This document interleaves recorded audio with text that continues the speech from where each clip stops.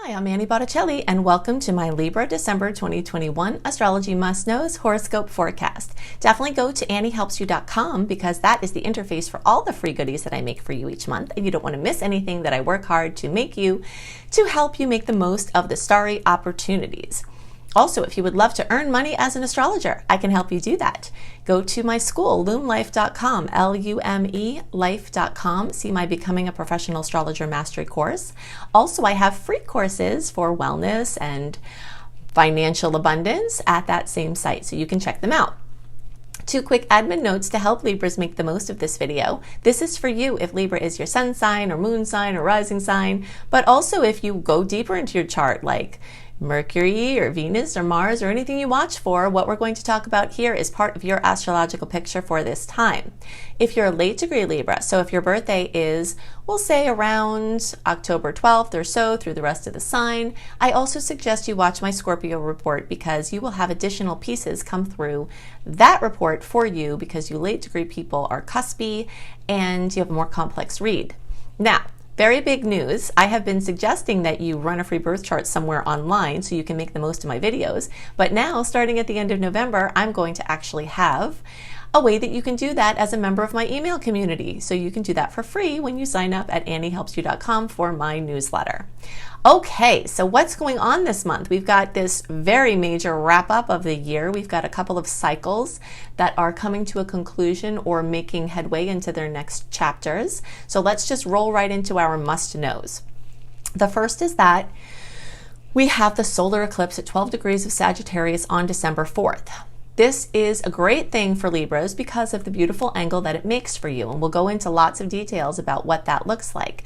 But we have a must-know before that, which is that this cycle of the Sagittarius-Gemini eclipses has been in process since around March of 2020. That's when the eclipse season began for those eclipses. And you notice the world shut down at that time. This is part of the storyline. It's a very complex web that we've experienced astrologically and in our lives and how, the effects in our lives.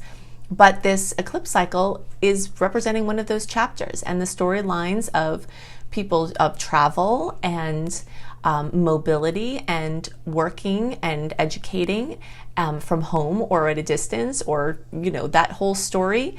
The layers of the COVID experience that speak to this mobility and travel and social and education layers are very much ruled by this eclipse cycle. So you will see things coming to a conclusion, chapters ending.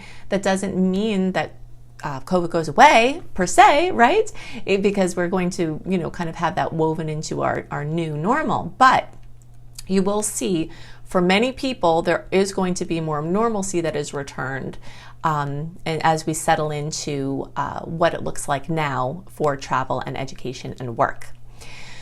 Now, I am going to go into details specific for Libra, and I am going to refer you out for even more details because the complexity of these transits are such that if I went into all the details that I want you to know about, in the horoscope video, it would be way too long, okay? So we'll talk about pieces here, but I also suggest you watch my Eclipses in Sagittarius video because that will give you a lot more insights into how this can play out.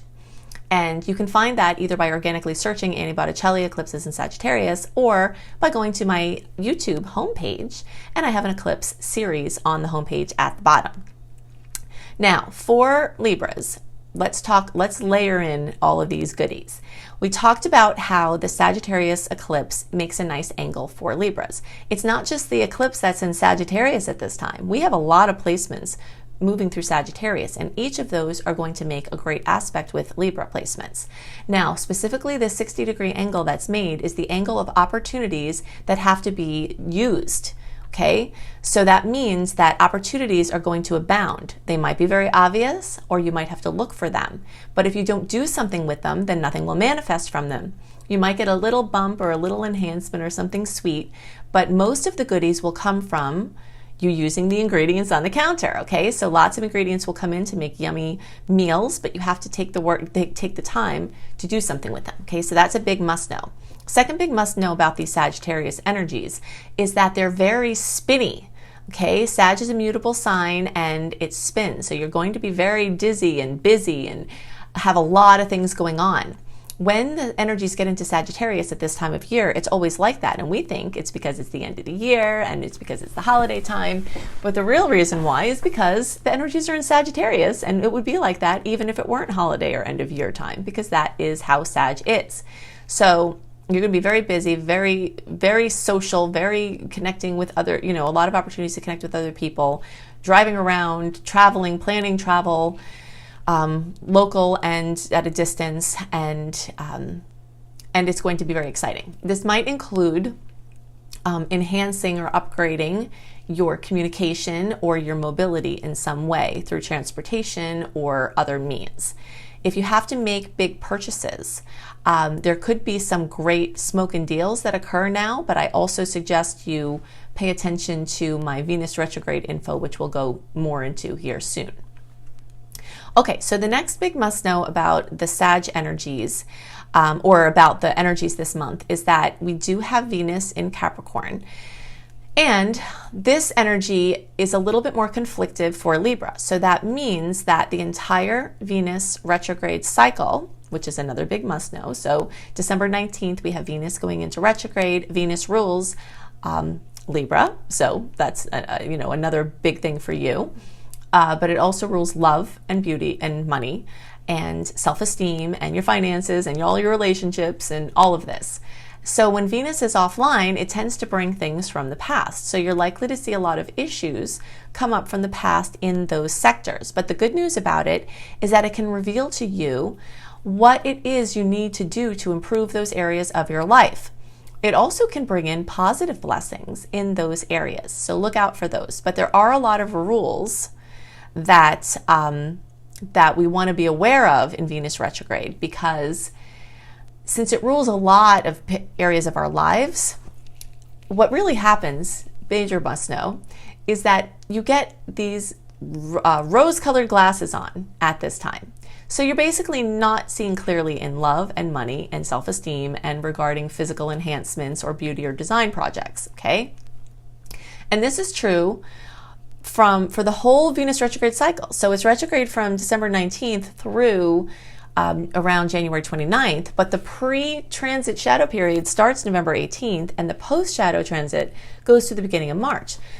So we're talking about from November 18th through around March 2nd that you're in this time where you might not be seeing clearly in love and money, and this love spell or money spell that Venus puts you under can cause you to make some decisions that you might not be happy with.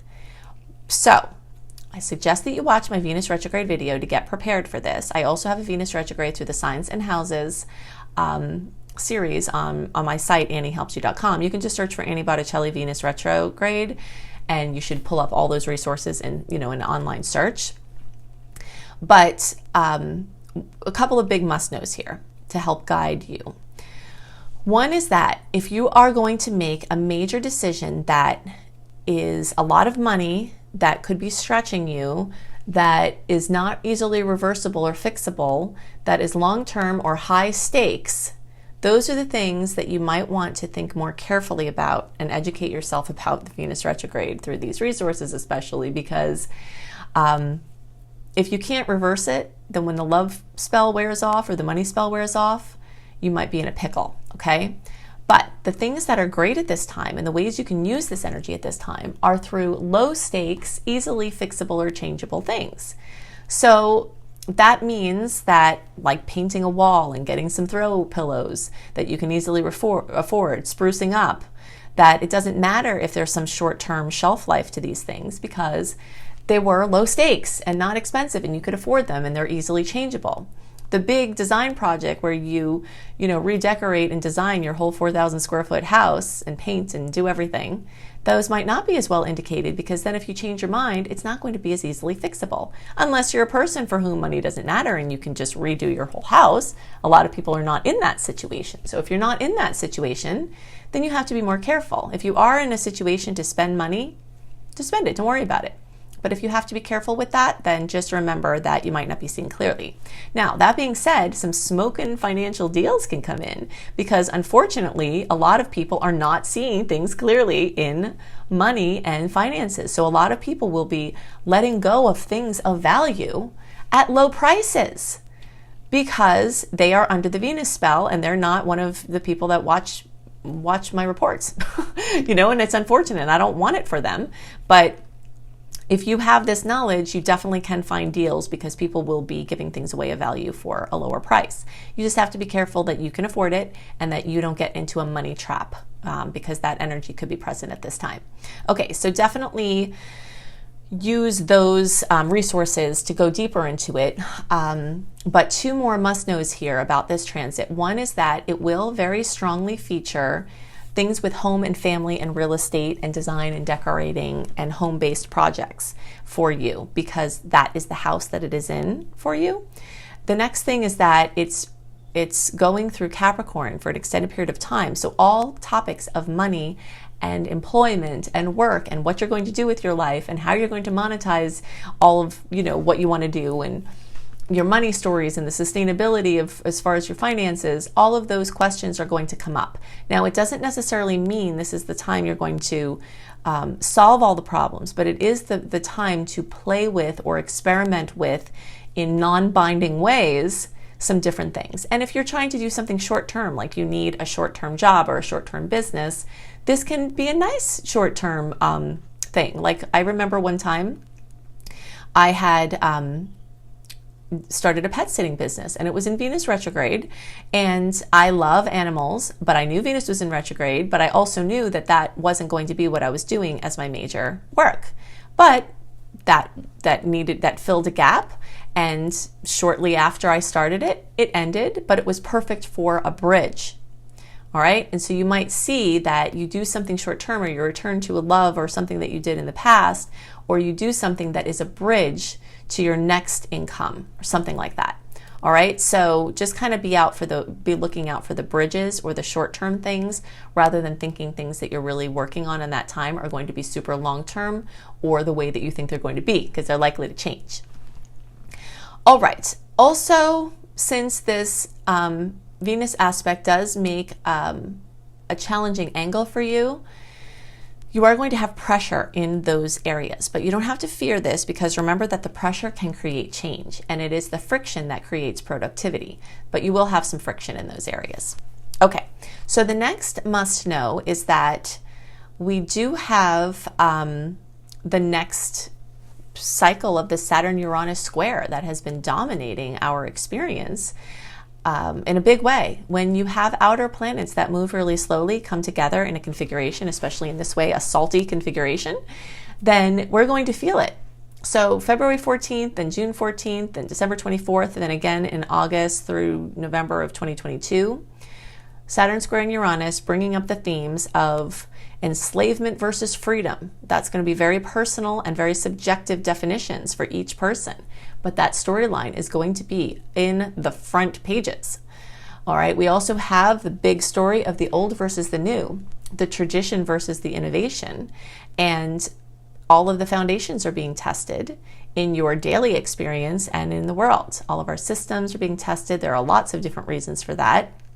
I go into some more of those reasons in my video about the astrology and the coronavirus, which you can search for any Botticelli coronavirus, and you can watch a lot that video to see a lot of details about this. But this is another piece here. So Saturn and Uranus are part of, causing all these issues in the supply chains and, the demand and how it's changing and how every system, pretty much everything from education to money, the currencies, the supply chains, agriculture, the global warming issues and people moving, and this situation with food supplies, and all of these things are partly brought into focus from this square.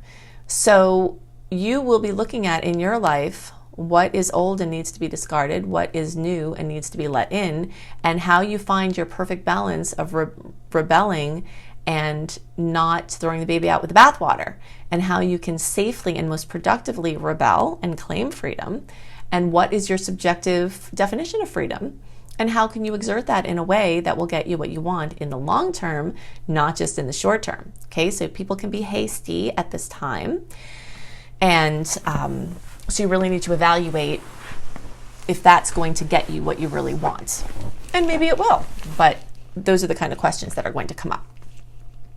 All right, so another major must know is that, and this happens on December 28th, but we're feeling it even months beforehand. And so now as I'm recording this in October, there's like a 3-month window before Jupiter aspects happen or transits happen that it tends to bring in the new stories. Plus, we had Jupiter dip into Pisces already this summer or winter for you all down under. And so the themes that came up then are going to start to come up again. And we've got from the end of December through around May 11th, where it's Jupiter's rushing through Pisces. Now, let's talk about some must-knows for Libra about this. The first thing to know is that this makes an awkward angle for you. So again, the pressure is on. So we've got a mixed bag for Libras this month, right? We've got super support and awesomeness from the Sagittarius eclipse cycle and all those Sag energies. Those are just like brewing and humming, getting everything going for you all, adding synastry and synergy to your life, enhancing things, smoothness, ease. Then we've got a little from Venus, and now we've got a little from our Jupiter into Pisces. Now, what does that mean? Again, you don't have to fear it. We have to remember that whenever there's an awkward angle with these planets, it does cause friction, but friction is what causes change. And if you've been wanting change and you want to get out of old habits, this can happen for you. It's more likely to happen for you to break out of a matrix of reality that you've been wanting to get out of when you have friction transits. So that's why I say to not fear this if it's a little awkward, because it can really help you to get to where you want. Now, the areas of life that are going to be really strongly highlighted have to do with the 6th house, and this has to do with your systems, okay? You might have to undergo a radical change in how you organize your life, and you might be adding more intuition and flow into this, and this has to do with Jupiter being in Pisces.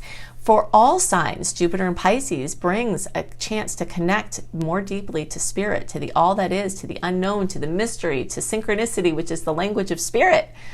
And so this is exciting because it's a spiritual revolution or involution or whatever we want to call it. It's pulling back into yourself, feeling in your body, tuning into, your emotions, tuning into infinite spirit, and tuning into the place where we're all the same, by taking a little bit of the logic and bridging it with the intuition. So Libras are very logical. Libra is a mental energy and it tends to spin mentally, okay?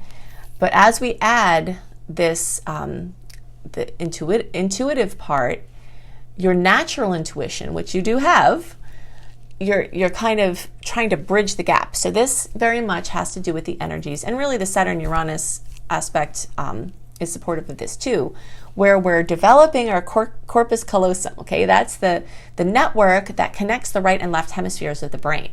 And whenever we've studied super genius brains, like their physical brains, one thing they've had in common is a very well-developed corpus callosum, which means that not only is their logical side well-developed and their intuitive side well-developed, the network between those sides are well-developed.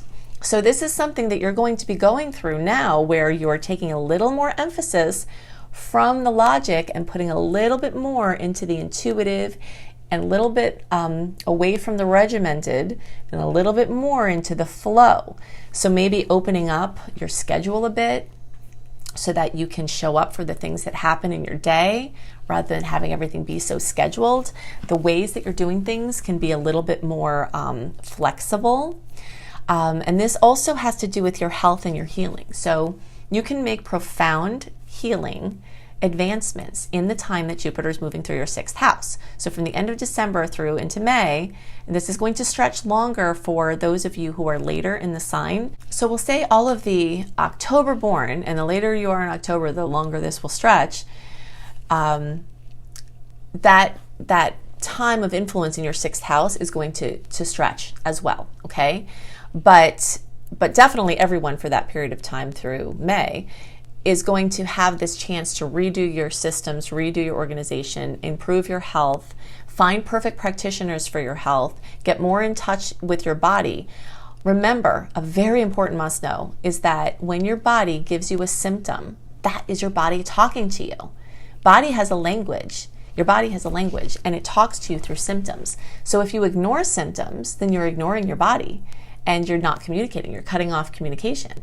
So when you dive into the symptoms, either by getting them checked out with the doctor, which is always a great idea, and also coupling that with asking your body. You can ask, the way that I like to do this is I just ask my body and then I let it be revealed to me in my consciousness, where it'll pop in randomly, or ask before you go to sleep to have insights in your dreams or as you wake up to better understand what the symptomology is coming from on the emotional, mental, spiritual, and physical level.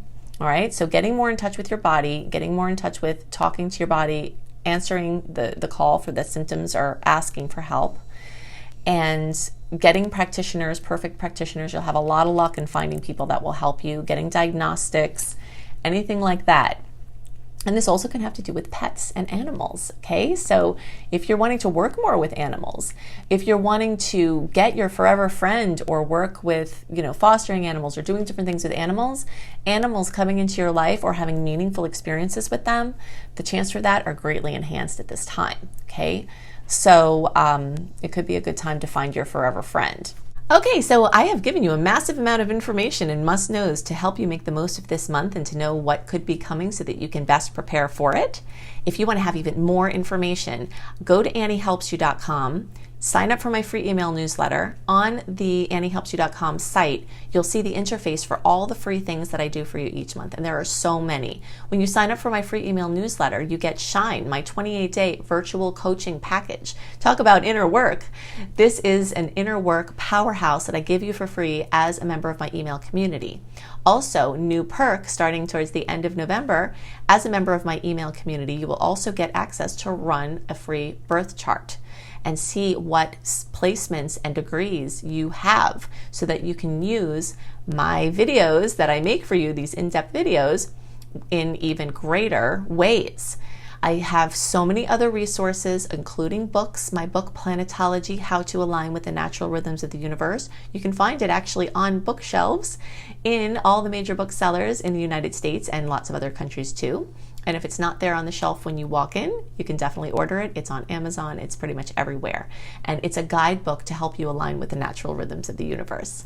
If you'd like to be an astrologer as your profession, or just casually earn some money from your love of astrology, or just help yourself and your friends and family, you will love my Becoming a Professional Astrologer Mastery course. If you think I go into lots of details, crazy amount of details in my free offerings, you should see what I give you in that course. So you can check that out at lumelife.com, L-U-M-E life.com. I also have some free courses on wellness and abundance at that site, which you can tap into.